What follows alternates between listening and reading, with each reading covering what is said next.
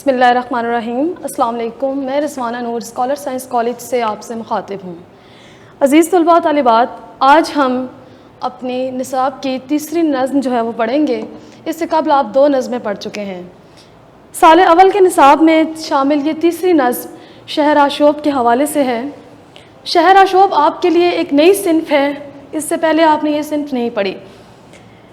اس نظم کا عنوان ہے شہر آشوب اور اس کے شاعر ہیں نذیر اکبر آبادی۔ ان کو عوامی شاعر بھی کہا جاتا ہے۔ سب سے پہلے ہم دیکھیں گے کہ جو صنف ہے یہ آپ کے لیے نہیں ہے، تو آپ کے لیے اس کا جاننا زیادہ ضروری ہے۔ صنف شہر آشوب ہے۔ شہر آشوب ایک ایسی نظم ہوتی ہے جس میں آپ کسی ملک یا شہر کی سیاسی اور اقتصادی جو بے چینی ہے اس کا ذکر اس میں کیا جاتا ہے، لوگوں کی بدحالی اور شہر کے اجڑنے کا ذکر انتہائی درد مندی سے کیا جاتا ہے۔ تو ایسی نظم جس میں شہر کے حالات کو بیان کیا جائے وہ شہر آشوب کہلاتی ہے۔ اس میں زیادہ تر شہر کے برے حالات یا جو اس کی اقتصادی بے چینی ہوتی ہے اس کو بیان کیا جاتا ہے۔ آپ کے نصاب میں شامل یہ نظم حیت کے حوالے سے محمس ترکیب بند ہے۔ محمس ترکیب بند کیا ہوتا ہے؟ اس سے پہلے آپ محمس کو جان چکے ہیں۔ محمس وہ نظم ہوتی ہے جو 5 مصروں پر مشتمل ہوتی ہے اور اس کے پہلے 4 مصروں کا ردیف اور قافیہ ایک جیسا ہوتا ہے، لیکن اس کے 5ویں مصرے کا ردیف اور قافیہ مختلف ہوتا ہے، یعنی پہلے 4 مصروں سے وہ مختلف ہوتا ہے۔ تو اور اگر آپ کا جو 5واں مصرع ہے وہ نظم میں بار بار دہرایا جائے، یعنی ہر بند کے بار وہی مصرع آ رہا ہو، تو وہ ٹیپ کا مصرع کہلاتا ہے، اور ایسی جو نظم ہوتی ہے محمس ترجیح بند ہوتی ہے۔ لیکن اگر آپ کا 5واں مصرع جو کہ بند میں بار بار دہرایا نہ جائے اور ہر بند کے بعد وہ مختلف ہو جائے تو محمس ترکیب بند ہوگا۔ تو آپ کے یہ جو نظم ہے شہر آشوب یہ بیسیکلی محمس ترکیب بند ہے۔ تو یقیناً آپ کو علم ہو گیا ہوگا کہ شہر آشوب کیا ہے اور محمس ترکیب بند کسے کہتے ہیں۔ شہر آشوب آپ کے لیے نئی صنف تھی۔ میں آپ کو پھر سے بتاتی چلوں کہ ایک ایسی نظم جس کے اندر آپ کسی شہر کے حالات کو بیان کرتے ہیں، اس میں لوگوں کی بدحالی کا ذکر کیا جائے تو وہ شہر آشوب کہلاتی ہے۔ اس کے بعد ہم دیکھتے ہیں کہ یہ نظم کون سے شاعر کی ہے۔ یہ سید محمد نذیر اکبر آبادی نے لکھی ہے۔ ان کی پیدائش 1740 ہے اور ان کی وفات 1830 ہے۔ 1740 سے 1830 کا عرصہ یقیناً آپ کو پہلے سے بتایا گیا ہے۔ ہر بار یہ بتایا جاتا ہے کہ جو 1857 تک کا عرصہ تھا وہ بہت برے حالات تھے اس وقت بر صغیر کے، اور جنگ و جدل کا زمانہ تھا، قتل و غارت ہو رہی تھی۔ تو یہ ایک ایسا دور ہے جس میں اس طرح کے جو آپ کو کافی سارے شہر آشوب مختلف شاعروں کے ہاں ملیں گے، میر کے ہاں ملیں گے، غالب کے ہاں ملیں گے۔ یہاں پہ ہم شاعر کو دیکھتے ہیں، شاعر سید محمد نذیر اکبر آبادی ان کا اصل نام ہے۔ ان کے والد کا نام سید محمد فاروق ہے اور یہ آگرہ میں پیدا ہوئے۔ تو یہ جو شہر آشوب آپ پڑھیں گے بیسیکلی یہ بھی آگرہ سے متعلق ہے۔ اب ان کو عوامی شاعر کیوں کہا جاتا ہے؟ جیسے میں نے آپ کو شروع میں بتایا کہ ان کو عوامی شاعر کہا جاتا ہے۔ ان کو عوامی شاعر کیوں کہا جاتا ہے؟ عوامی شاعر ہمیشہ وہ ہوتا ہے جس کی زبان اور موضوعات عوام میں سے لیے جاتے ہیں، جس کی شاعری میں زبان بھی عوام کی استعمال کی جاتی ہے، یعنی وہ اتنی مشکل زبان استعمال نہیں کرتے کہ وہ عوام کو سمجھ ہی نہ آئے۔ یہاں پہ ان کے موضوعات بھی آپ دیکھیں کہ دلی کے میلوں ٹھیلوں کا ذکر ہے، تفریحات کا ذکر ہے، کھیل تماشوں کا ذکر ہے اور مذہبی تقاریب کا ذکر ہمیں نظر آتا ہے۔ بیسیکلی جب نذیر اکبر آبادی آگرہ سے ہجرت کر کے دلی گئے تو وہاں دلی میں حالات قدرے بہتر تھے اور دلی اپنے عروج پر تھا۔ اس وقت اس کے رسم و رواج اور جو دیگر اس کے حالات تھے وہ بہت بہتر تھے اور وہ لوگ اپنی زندگی سے لطف اندوز ہو رہے تھے۔ یہی بات کہ وہاں جب وہ گئے اور انہوں نے یہ چیزیں دیکھیں تو انہوں نے وہاں ان چیزوں میں حصہ بھی لیا۔ ان چیزوں میں حصہ لینے کے بعد انہوں نے اس کا قریب سے مشاہدہ کیا اور ان تمام موضوعات کو انہوں نے اپنی نظموں کا موضوع بنایا۔ فطرت کے مناظر آپ نے میٹرک میں ایک نظم پڑھی ہے برسات کی بہاریں، وہ بھی نذیر اکبر آبادی کی لکھی ہوئی تھی، اور اس کے نظم کے تھرو آپ کو پتہ چل سکتا ہے کہ فطرت کے مناظر کے بارے میں وہ کس طرح سے جو عکس بندی کرتے ہیں۔ اخلاقی مضامین، عوامی مسائل اور خیالات کی ترجمانی کرتے ہوئے ہمیں اپنی نظموں میں نظر آتے ہیں۔ اگر آپ ان کی نظموں کے عنوان ہی دیکھیں تو آپ کو اندازہ ہوگا کہ ان کی جو نظمیں ہیں وہ بالکل عوام کے مسائل کی عکاسی کرتی ہیں۔ فکر آٹے دال کا، روپے کی فلسفی، روٹی نامہ، مفلسی نامہ، یہ ایسے موضوعات ہیں جو غریب آدمی کی زندگی سے تعلق رکھتے ہیں۔ اگر ان کی شاعری کی خصوصیات دیکھی جائیں تو موسیقیت، روانی، جزیات نگاری اور منظر نگاری ان کی شاعری کی بہت اہم خصوصیات ہیں۔ ابھی آپ جو شہر آشوب پڑھیں گے اس میں آپ کو معلوم ہوگا کہ کس طرح انہوں نے ایک ایک جز اور ایک ایک مسئلے کی عکاسی کی ہے اور ایک ایک مسئلے کو انہوں نے بڑے طریقے سے بیان کیا ہے۔ اگر آپ نے فطرت کے مناظر کی ان کی ایک نظم برسات کی بہاریں پڑھی ہے تو اس میں آپ نے دیکھا ہوگا کہ انہوں نے برسات کے متعلق ایک ایک چیز کو بیان کیا ہے۔ جزیات نگاری کہتے ہی کسی بھی چیز میں جب آپ کسی چیز کو ایکسپلین کر رہے ہوتے ہیں تو اس میں آپ ایک ایک چیز کے بارے میں جب ایکسپلینیشن دیتے ہیں، بتاتے ہیں، تو اس کو جزیات نگاری کہتے ہیں۔ کسی بھی چیز کے ایک ایک جز کو بیان کرنا جزیات نگاری کہلاتی ہے۔ منظر نگاری کہ آپ کسی چیز کو اس طرح سے بیان کریں کہ اس کا مکمل ایک خاکہ کسی کے ذہن میں آ جائے۔ اگر آپ کسی شخصیت کا خاکہ تراش رہے ہیں، کسی شخصیت کے بارے میں بتا رہے ہیں، تو میں اس شخصیت کو اس طرح سے بیان کروں کہ وہ شخصیت بالکل میرے سامنے آ کر کھڑی ہو جائے۔ یعنی اگر میں برسات کی بہاروں کے متعلق بیان کر رہی ہوں تو میں برسات کا منظر اس طرح سے کھینچوں کہ جس شخص نے برسات نہیں بھی دیکھی وہ اس کو بھی جان لے کہ برسات کیا ہوتی ہے۔ ٹھیک ہے، مجموعہ کلام جو ہے وہ ان کا ایک ہی ہے، کلیات نظیر اکبر آبادی۔ آپ نے صفحہ نمبر 120 کو لازمی پڑھنا ہے اور اس پہ جو اہم چیزیں دی گئی ہیں ان کو انڈر لائن کرنا ہے اور اس کے بعد ان کو یاد کرنا ہے، کیونکہ ہمارے جو پیپر میں MCQs آتے ہیں، انتخابی سوالات آتے ہیں، وہ تمام کے تمام میکسیمم جو ہوتے ہیں وہ شاعر کے حالات زندگی میں سے آتے ہیں۔ تو آپ نے ان چیزوں کو بالکل اگنور نہیں کرنا اور لازمی طور سے جو ہے وہ ان کو دیکھنا ہے۔ اس کے بعد ہم اپنی نظم کی طرف بڑھتے ہیں اور نظم کا جو پہلا بند ہے اس میں شاعر نے اپنی نفسیاتی کیفیت کو بیان کیا ہے۔ بیسیکلی شاعر سب سے پہلے اپنی بات کر رہے ہیں کہ میں کن حالات سے گزر رہا ہوں۔ جب انسان اپنی بات کرتا ہے تبھی آہستہ آہستہ اس کے ذہن سے، جو اس کے ذہن میں خیالات چل رہے ہوتے ہیں، جو اس کے ذہن میں مسائل آ رہے ہوتے ہیں، ان سے ہمیں پتہ چلتا ہے کہ شاعر کے ذہن میں کیا چل رہا ہے اور وہ کس طرح کے حالات کا شکار ہے۔ جو پہلا بند ہے اس میں شاعر اس بات پہ دکھ کا اظہار کر رہے ہیں کہ آج کل ان کی طبیعت شاعری کی طرف مائل نہیں ہے، یعنی یوں لگتا ہے کہ جو ان کی شاعری کا دریا ہے وہ سوکھ گیا ہے۔ وہ اس لیے یہ بات کر رہے ہیں کہ آپ جانتے ہیں شاعری کی جو ڈیفینیشن ہے، جو تعریف ہے وہ کی جائے تو شاعری بیسیکلی خوبصورت خیالات کا مجموعہ ہے۔ آپ نے ہماری غزل دیکھی اردو کی، آپ جانتے ہیں کہ غزل میں زیادہ تر حسن و عشق کو بیان کیا جاتا ہے اور جتنے بھی خوبصورت خیال ہوتے ہیں ان کو اگر سمویا جائے تو شاعری بنتی ہے۔ تو شاعر یہاں کہتے ہیں کہ میں، اگر آپ کو لگتا ہے کہ یہ میں شاعری کر رہا ہوں تو یہ شاعری نہیں ہے۔ مجھے ایسے لگتا ہے کہ میری جو شاعری کا دریا ہے وہ خشک ہو گیا ہے اور میں جو ہوں اب شاعری نہیں کر سکتا، یعنی میں خوبصورت الفاظ اور خیالات کو نہیں لکھ سکتا، بلکہ جو میں لکھوں گا وہ ایک دکھ ہوگا۔ تو کہتے ہیں کہ جب میں لوگوں کا، جو آگرے کے لوگ ہیں ان کی طرف دیکھتا ہوں کہ ان کا روزگار بند ہے، وہ مفلسی کا شکار ہیں، ان کے حالات خراب ہیں، تو میں کس طرح سے جو ہے وہ اچھے حالات کو قلم بند کر سکتا ہوں جبکہ میری نظر کے سامنے برے حالات ہیں۔ تو وہ کہتے ہیں کہ یہ شاعری نہیں ہے، یہ آہ ہے، یہ فریاد ہے، یہ میرے دل کا نالہ ہے۔ یہاں پہ حوالے کے شعر میں نے کچھ آپ لوگوں کو دیے ہیں، وہ لازمی طور سے آپ لوگوں نے لکھنے ہیں۔ خشک پتوں کی طرح لوگ اڑے جاتے ہیں، شہر بھی اب تو نظر آتا ہے جنگل کی طرح۔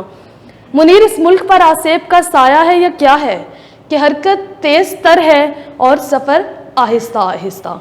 اسی طرح سے آپ ان کا دوسرا بند دیکھیے، اس میں انہوں نے مفلسی کی ایک تصویر کھینچی ہے۔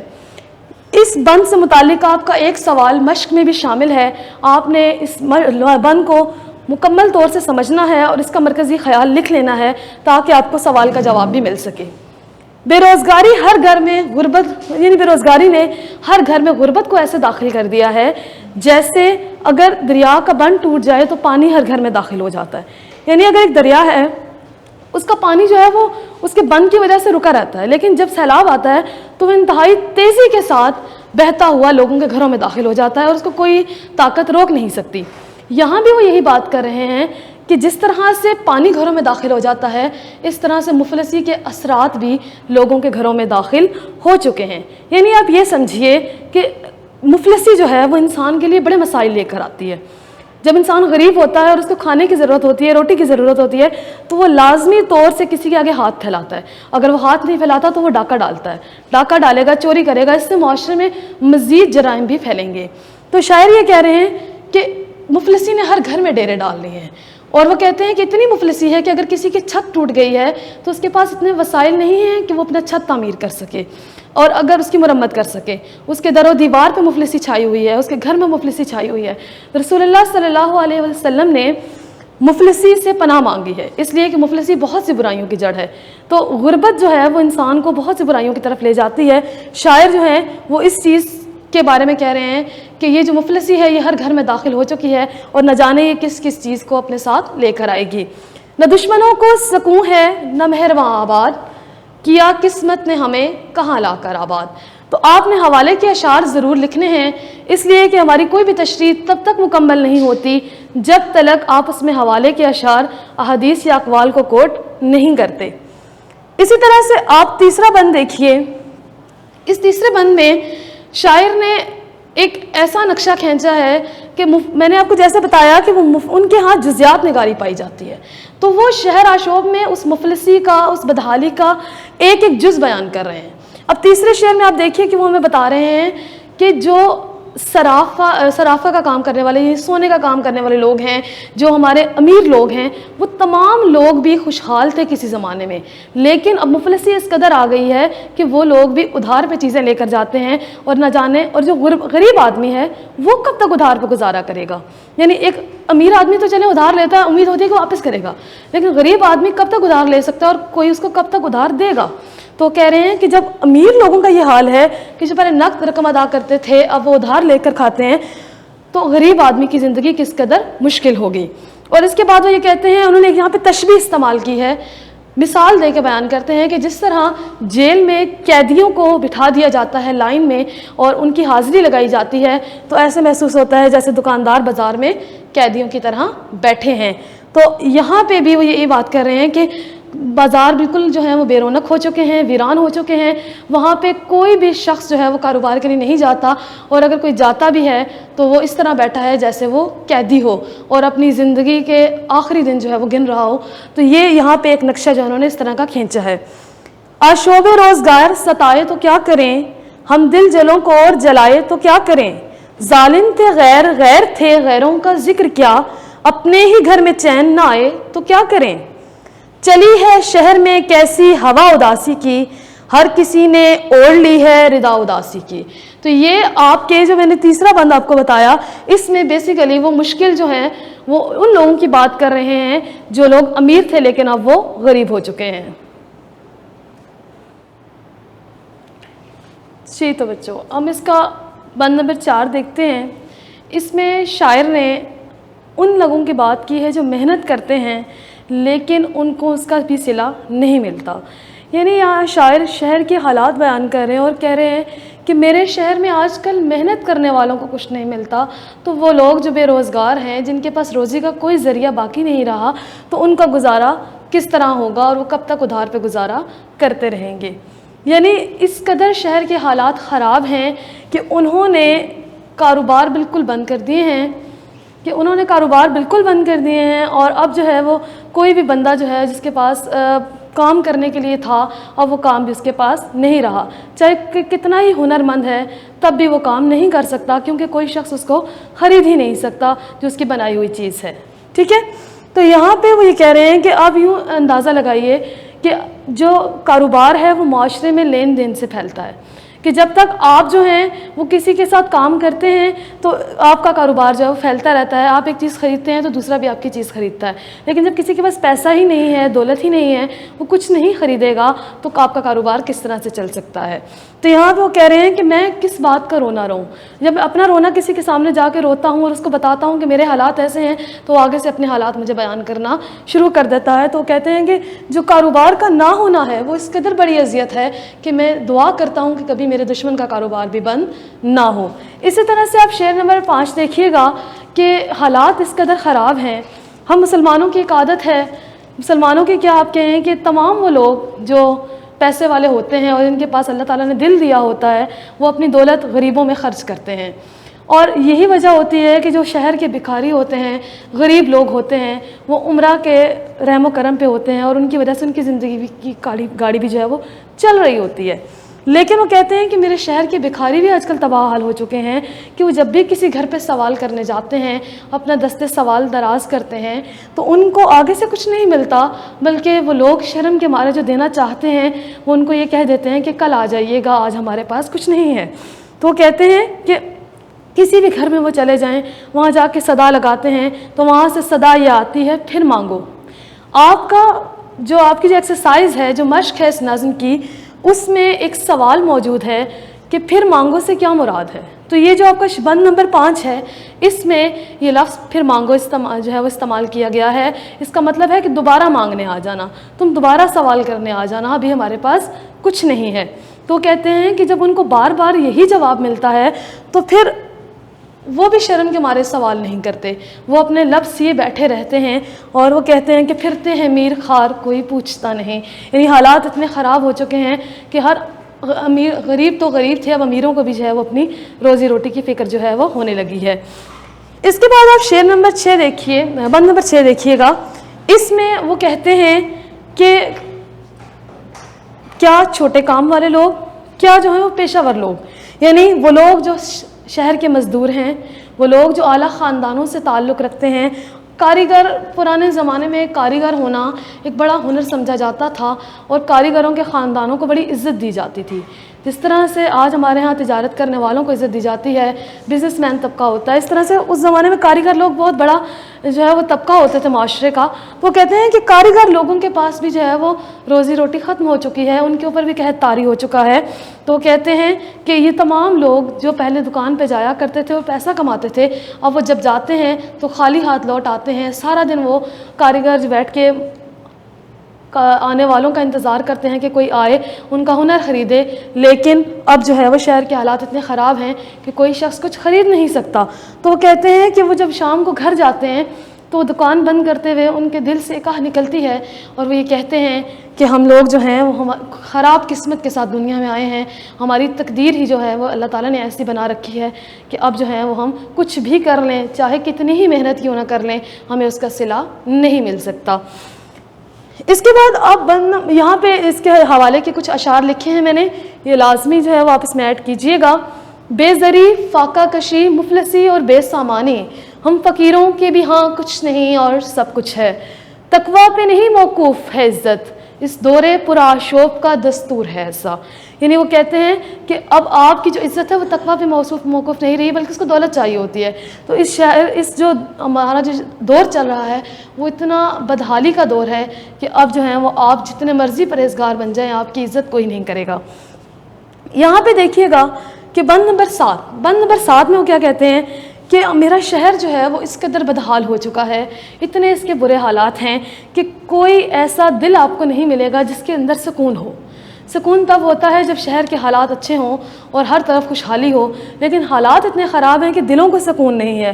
ہر دل کو یہ پریشانی ہے کہ اگر ابھی ہمیں رزق مل رہا ہے تو شام کو ملے گا یا نہیں، بلکہ بعض لوگوں کو اس وقت بھی نہیں مل رہا، تو وہ ہر وقت جو ہے وہ پریشانی کی زد میں ہیں۔ اور وہ کہتے ہیں کہ نہ ہی کوئی ایسا گھر ہے جہاں پہ ساری آسائشیں موجود ہوں، نہ ہی کوئی ایسا شخص ہے جس کے حالات جو ہیں وہ بہتر ہو رہے ہوں، اور نہ ہی جو ہے وہ میرے شہر میں کوئی پیسہ آ رہا ہے، نہ ہی سکون ہے۔ یعنی حالات اتنے خراب ہیں کہ اب غارت گری، افراتفری اتنی زیادہ ہو گئی ہے کہ باہر سے جو لوگ یہاں تجارت کرنے آتے تھے اب وہ بھی نہیں آ رہے، یعنی باہر سے بھی پیسے کی آمدن جو ہے وہ بالکل بند ہو چکی ہے۔ تو وہ کہہ رہے ہیں کہ پیسہ جو ہے وہ میرے شہر کی طرف اب رخ نہیں کرتا۔